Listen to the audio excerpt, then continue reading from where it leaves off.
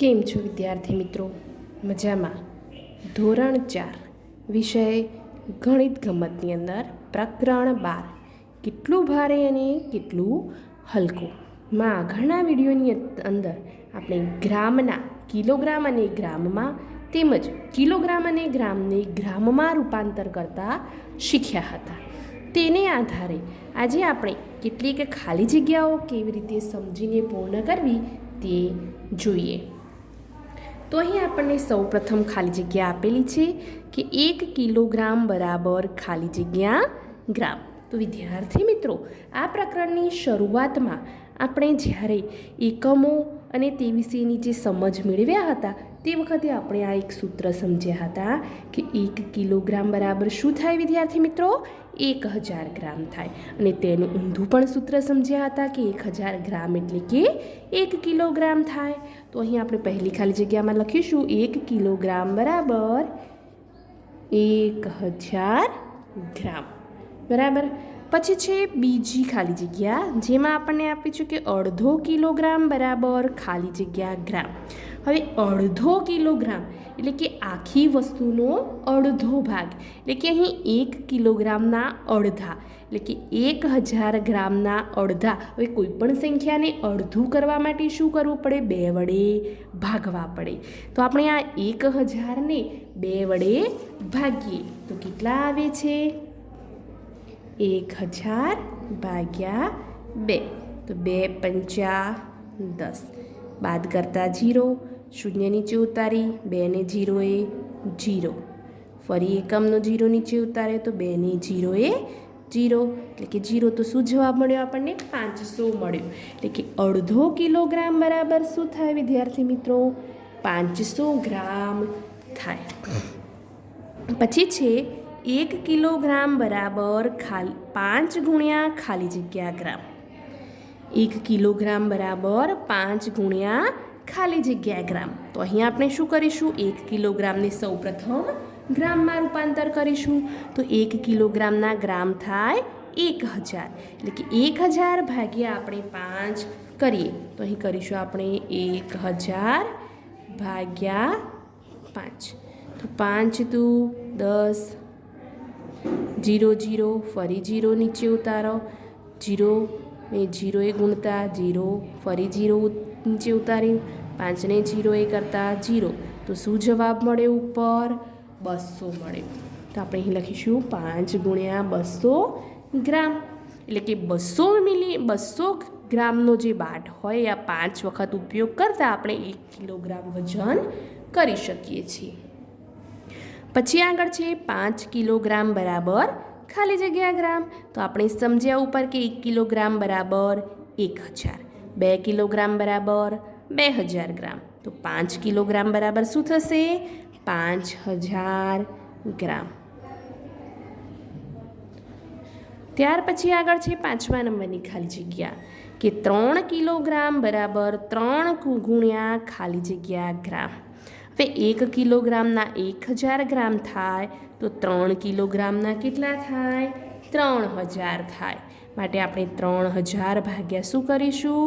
3 કરીશું. તો અહીં આપણે કરીએ 3000 ભાગ્યા 3.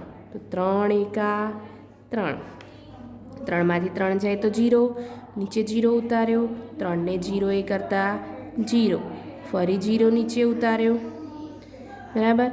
તો 3 ને 0 એ કરતાં 0, 0, ફરી આ 0 અહીં નીચે ઉતારે તો 3 ને 0 એ કરતાં 0. એટલે કે શું જવાબ મળ્યો આપણને ઉપર? 1000. એટલે કે 3 કિલોગ્રામ બરાબર 3 ગુણ્યા 1000 ગ્રામ થાય. પછી આગળ છે 7 કિલોગ્રામ બરાબર ખાલી જગ્યા ગ્રામ. તો આપણે આગળ જોઈએ પ્રમાણે 1 કિલોગ્રામે 1000, 5 કિલોગ્રામે 5000, 3 કિલોગ્રામે 3000. તો 7 કિલોગ્રામ બરાબર શું થશે વિદ્યાર્થી મિત્રો? 7000 ગ્રામ થાય. આગળ છે 8 કિલોગ્રામ બરાબર ખાલી જગ્યા 7મા નંબરની ખાલી જગ્યામાં છે 8 કિલોગ્રામ બરાબર 4 ગુણ્યા ખાલી જગ્યા ગ્રામ. તો અહીં આપણે સૌ પ્રથમ શું કરીશું? 8 કિલોગ્રામના ગ્રામ કરીશું. તો 8 કિલોગ્રામના ગ્રામ કેટલા થાય? 8000 ગ્રામ થાય. હવે 8000 ભાગ્યા શું કરીશું આપણે? 4 કરીશું. તો અહીંયા આપણે લખીએ 8000 ભાગ્યા 4. તો 4 દુ 8. 8માંથી 8 થાય 0. આ 0 ઉતાર્યો. 4 ને 0 એ કરતાં 0. ફરી 0 નીચે ઉતાર્યો. 4 ને 0 એ કરતાં 0. અને એકમના સ્થાનનો 0 નીચે ઉતાર્યો તો 4 ને 0 એ ગુણતા 0. તો જવાબ આપણને 2000 મળ્યો. એટલે કે 8 કિલોગ્રામ બરાબર 4 ગુણ્યા અહીં શું આવશે? 2000 ગ્રામ. ત્યાર પછી 8મા ક્રમે છે કે 10 કિલોગ્રામ અને 1000 ગ્રામમાંથી ભારે ખાલી જગ્યા છે. હવે 10 કિલોગ્રામ અને 1000માં મોટું કયું વિદ્યાર્થી મિત્રો? તો એકમ જોતા કિલોગ્રામ મોટો અને ગ્રામ નાનો કહેવાય. એટલે કે જો એકમ મોટો તો એ વજન મોટું કહેવાય. એટલે કે 10 કિલોગ્રામ અને 1000 ગ્રામમાંથી 10 કિલોગ્રામ શું કહેવાય? ભારે કહેવાય. ત્યાર પછી આગળ જોઈએ 9મા નંબરે કે 150 ગ્રામ અને 1.5 કિલોગ્રામમાંથી હલકું ખાલી જગ્યા છે. તો હલકું એટલે કે નાનો એકમ. તો અહીં આપણને ગ્રામમાં આપેલું છે 150 ગ્રામ. જે હલકું આપણે 150 ગ્રામ અહીં હલકું કહી શકીશું. ત્યાર પછી છે છેલ્લી 10મા નંબરની ખાલી જગ્યા, જેમાં આપણને આપ્યું છે 2 કિલોગ્રામ બરાબર ખાલી જગ્યા ગુણ્યા અડધો કિલોગ્રામ. હવે અડધો કિલોગ્રામ એટલે કે 500 ગ્રામ આપણે આગળ સમજી ચૂક્યા છીએ બીજી ખાલી જગ્યાની અંદર. અને 2 કિલોગ્રામ બરાબર શું થશે? 2000 ગ્રામ. તો એના માટે આપણે શું કરીશું? 2 કિલોગ્રામ એટલે કે 2000 ગ્રામ અને અડધો કિલોગ્રામ એટલે કે 500 ગ્રામ. 0 0 0 0 ગઈ. પછી શું કરીશું? 5ને 20 છેદ ઉડાડીશું તો 5 4 20. એટલે કે શું જવાબ મળ્યો આપણને? 4. એટલે કે 4 ગુણ્યા અડધો કિલોગ્રામ જવાબ મળી શકે છે. બરાબર વિદ્યાર્થી મિત્રો? તો અહીં આપણે અલગ અલગ પ્રકારની 10 ખાલી જગ્યાઓની સમજ મેળવી. હવે જોઈશું આપણે આગળ બીજો પ્રશ્ન.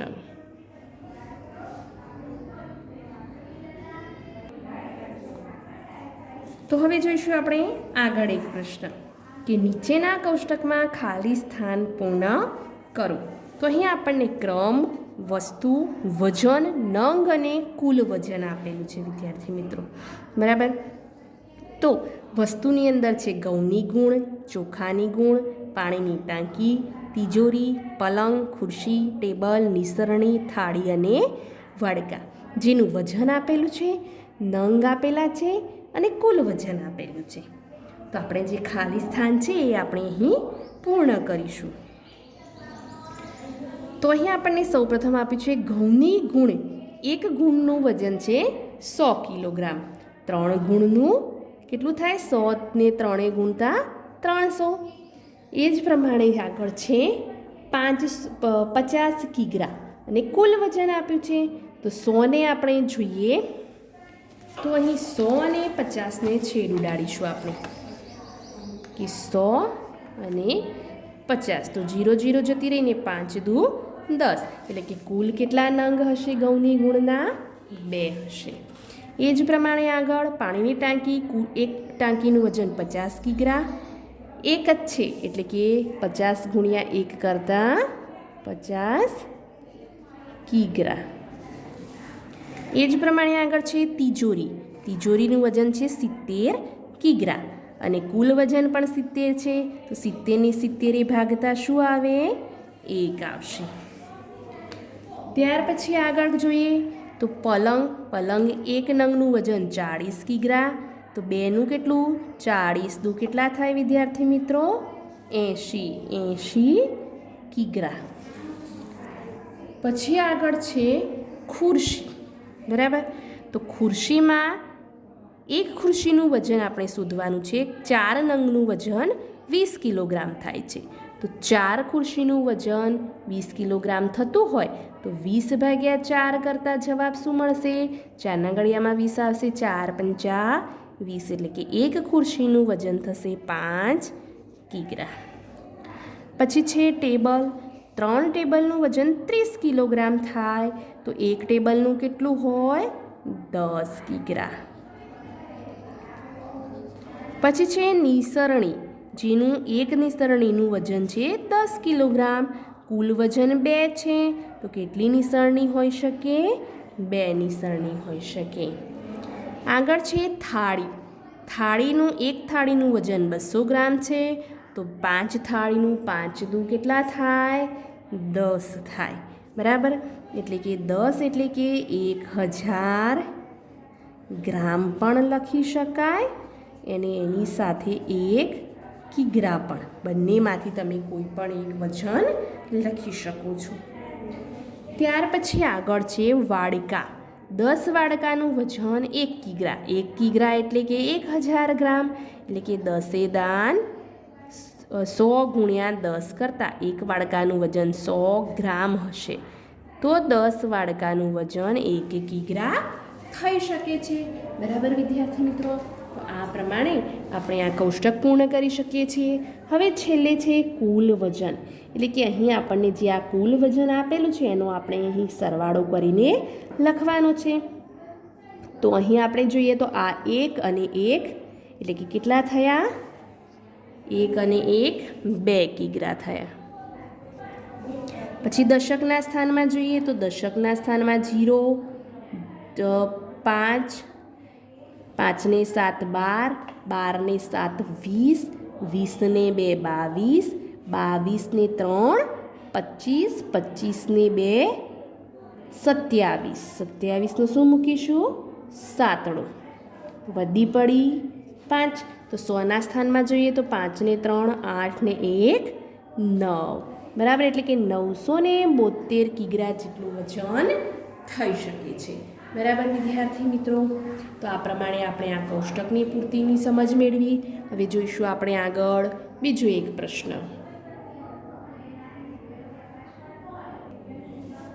વિદ્યાર્થી મિત્રો, અહીં જે આપણે આ કોષ્ટકની અંદર આજે કુલ વજનનો સરવાળો કર્યો એમાં અહીં 5 ને 7 12, 12 ને 8 20, 20 ને 2 22 ને 5, 20 ને 2 22 ને 3 25, 25 ને 2 27નો 7. વધી અહીં 2 થાય વિદ્યાર્થી મિત્રો, જે અહીં આપણે ભૂલ પડી હતી.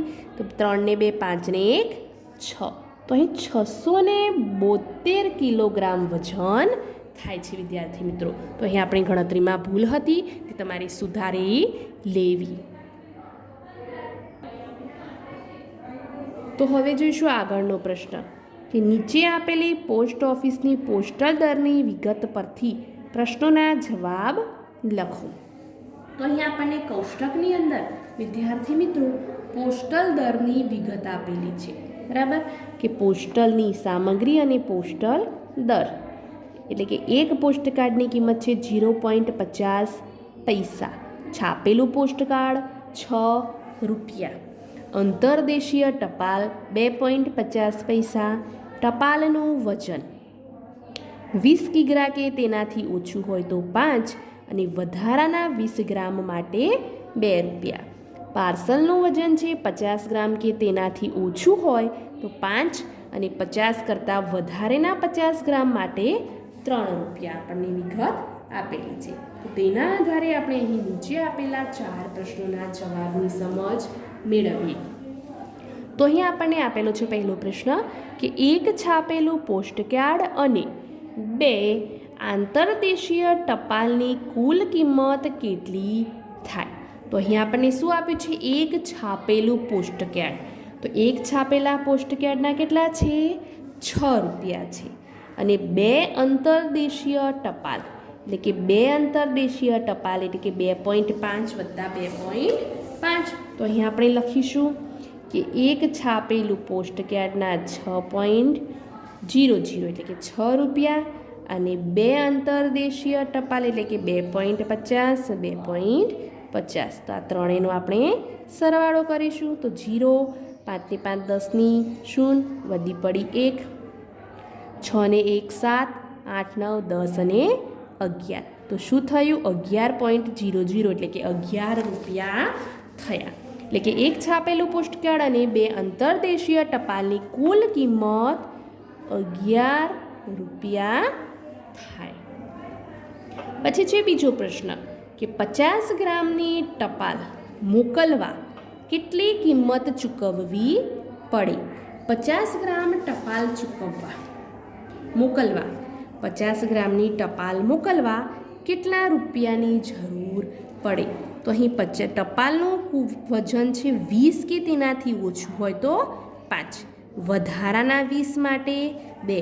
તો અહીં આપણે શું કરવાનું છે, 50 ગ્રામ કરવાનું છે. તો 50 ગ્રામમાં કેટલી વખત 20 આવશે, 20 વત્તા 20 40, અને ફરીથી બીજું 10 કરીશું તારે 50 થાય. એટલે કે 3 વખત 20 લેવું પડે. તો પહેલી વખત 20ના 5, બીજી વખતના 2, અને ફરીથી 2. એટલે કે 5, 2, 7 ને 2 કેટલા થયા, 9 થયા. એટલે કે 50 ગ્રામની ટપાલ મોકલવા આપણે 9 રૂપિયા ચૂકવવા પડશે. ત્યાર પછી આગળ છે કે 200 ગ્રામનું પાર્સલ મોકલવા કેટલી કિંમત ચૂકવવી પડે.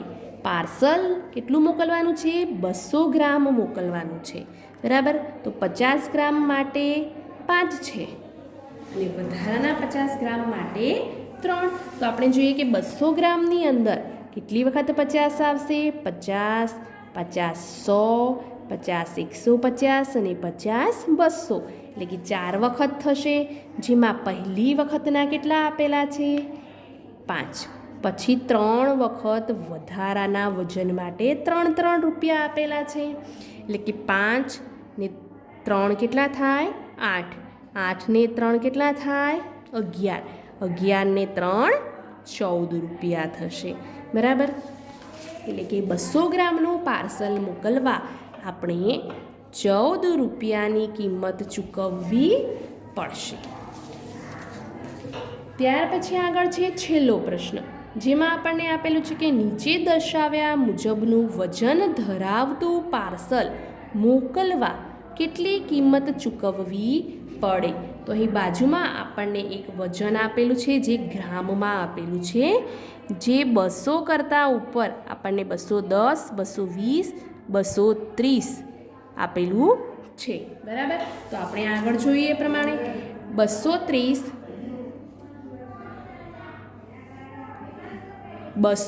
કરવા માટે આપણે કેટલા ગ્રામ વજન કરવું પડશે, 50 50. તો આપણે જોઈએ, આપણે આગળ જોયું કે 200માં 4 વખત 50 આપણે લઈએ છીએ, બરાબર. 50માં એક વખત 5, પછી આ 100 3, 150માં બીજા 3, 200માં 3, અને 230 એટલે કે ફરીથી 50 લેતા 3, બરાબર. તો 5, 6, 7, 8, 9, 10, 11, 12, 13, 14, 15, 16 અને 17. એટલે કે 17 રૂપિયા થાય. નીચે દર્શાવ્યા મુજબનું એટલે કે 230 ગ્રામનું પાર્સલ